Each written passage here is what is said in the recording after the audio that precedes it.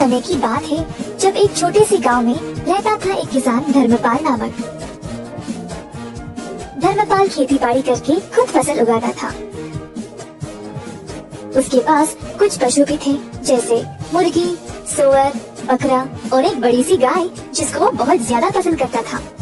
गाय से उसको काफी प्यार था क्योंकि वह हर रोज बहुत सारा दूध देती थी। धर्मपाल की कमाई ज्यादातर गाय के दूध से ही मिलती थी, तो वह चाहता था कि गाय हमेशा स्वस्थ रहे।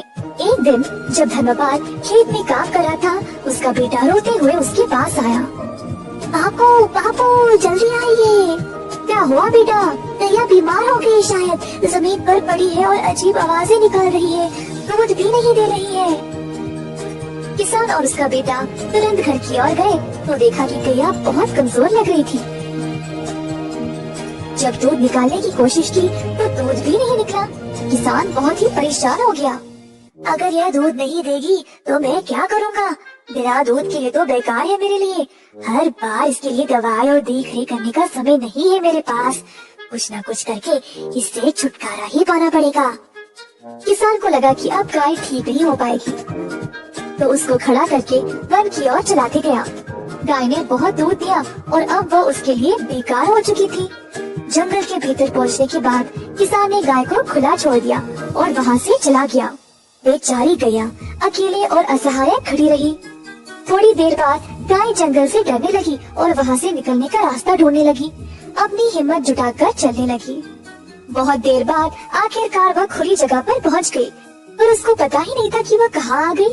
अचानक से उसने एक छोटा सा घर देखा और जल्दी उसकी ओर चलने लगी। घर तक पहुँचते ही वह थकावट से बेहोश गिर पड़ी दरवाजे के पास। यह एक गरीब आदमी मधु का घर था।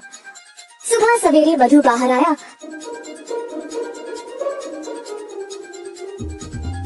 तो उसने गैया को अपने दरवाजे पर देखा।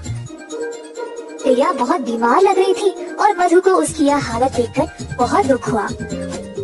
उसने अपनी पत्नी को बुलाया मदद के लिए। ओ सुनती हो, यह बेचारी गैया बहुत बीमार है, इसका ख्याल रखना पड़ेगा। मेरे पास थोड़ा सा घास और चावल है जो यह खा सकती है। मधु ने जो कुछ थोड़ा सा खाना था वो ले आया और गैया के सिर पर गीला कपड़ा रखा।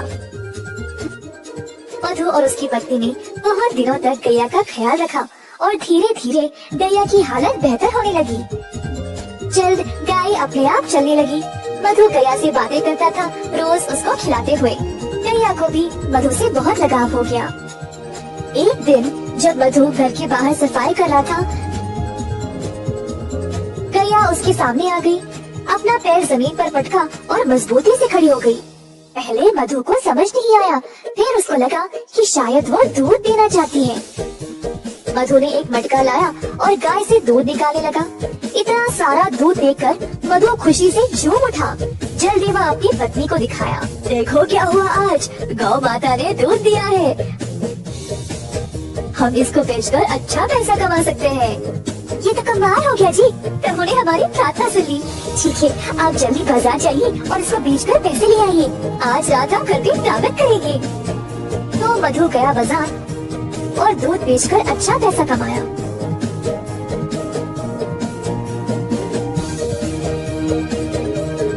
उसने भगवान को धन्यवाद किया उसको गैया देने के लिए। मधु दूध बेचने लगा और जल्द अपने शुद्ध दूध के लिए मशहूर बन गया।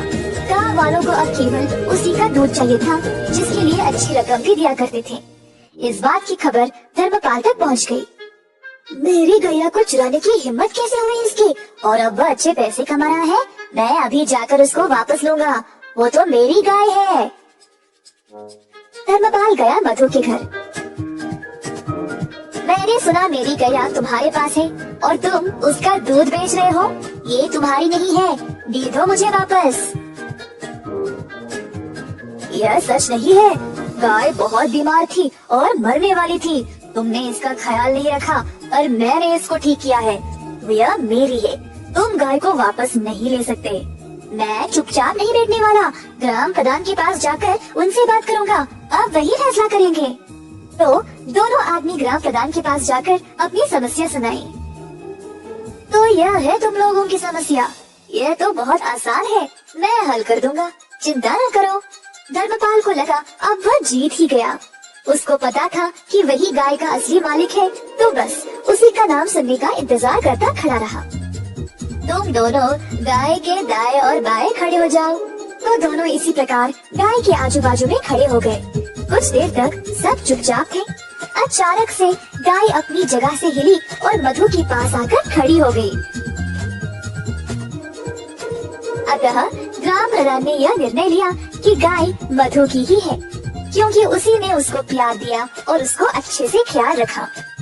अब गैया ने अपना मालिक खुद चुना है, तो मैं इसकी इच्छा टाल नहीं सकता।